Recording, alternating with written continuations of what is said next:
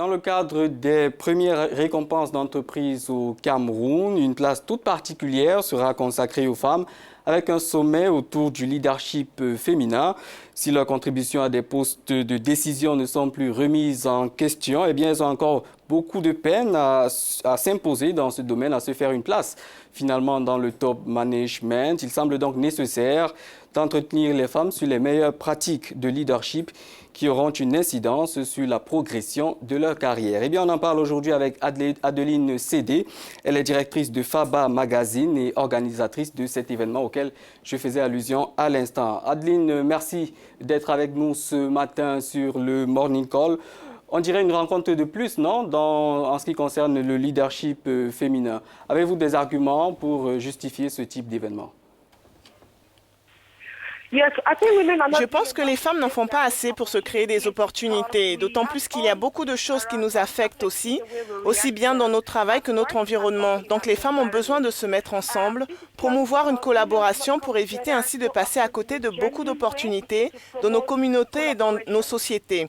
C'est le moment de s'impliquer de plus en plus pour les femmes, dans les rencontres, les sommets où on parle de leadership et dans lesquels elles peuvent évoquer les principaux défis auxquels elles font face et comment elles arrivent à les surmonter, échanger sur les opportunités que j'évoquais. Donc je pense que c'est le bon moment pour s'engager.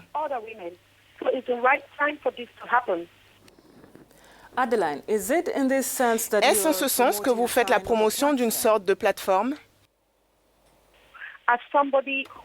Pour avoir eu l'occasion de prendre part à des dizaines de sommets avec la thématique sur les femmes et le leadership, j'avais besoin justement de partager toute cette expertise que j'avais acquise en voyageant dans le monde.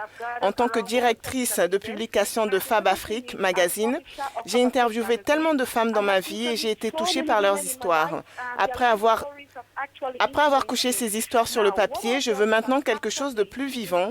Cela veut dire créer une plateforme où les femmes au début de leur carrière, que ce soit dans le management ou même que ce soit à l'orée de leur sortie d'université, où elles pourront retrouver d'autres femmes qui ont réussi à s'imposer dans leur secteur, les écouter, s'en inspirer et grandir également dans le métier qu'elles auront choisi. Généralement, sur le continent, la marge de progression pour les femmes est assez lente parce qu'elles ont peur de se lancer, d'affronter l'inconnu, peur de mourir. Il y a beaucoup de stress, il y a beaucoup de harcèlement, il y a beaucoup de discrimination quand il est question de travail. Et c'est ces différents problèmes que cette rencontre veut évoquer.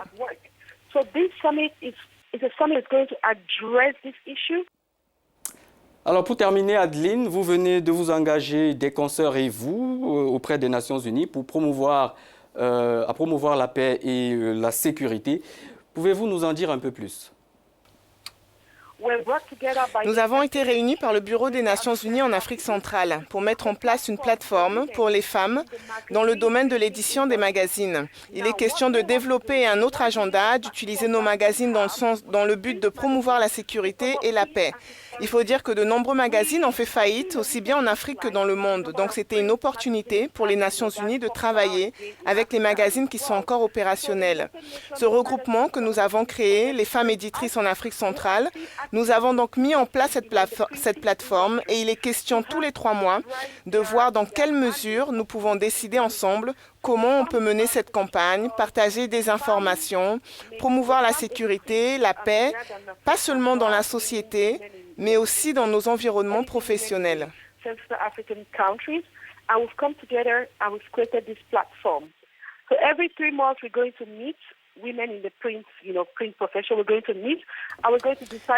C'est un événement qui vraiment nous permettra de faire avancer ces 2 thématiques dans les pays d'Afrique centrale et partout en Afrique.